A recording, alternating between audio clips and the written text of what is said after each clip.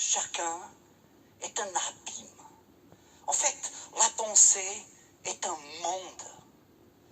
C'est à cause de nos têtes que nous ressentons ce que nous ressentons. C'est à cause de nos têtes que nous pensons ce que nous pensons.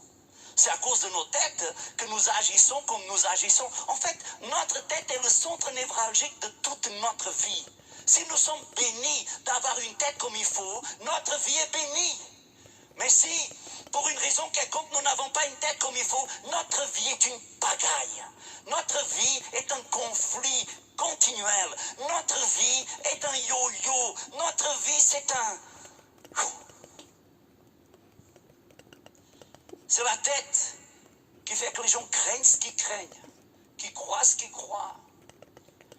Et évidemment, je pense que tout le monde ici serait d'accord pour dire qu'il y a de bonnes pensées et de mauvaises pensées.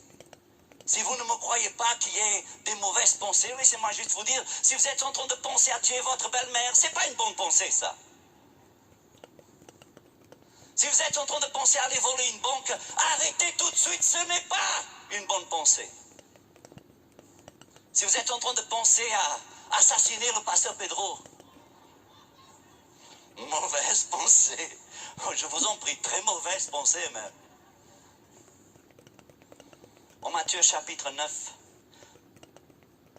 le Seigneur nous dit ceci. Jésus, verset 4, connaissant leurs pensées, dit, pourquoi avez-vous de mauvaises pensées dans vos cœurs? Il y a une théologie concernant la pensée.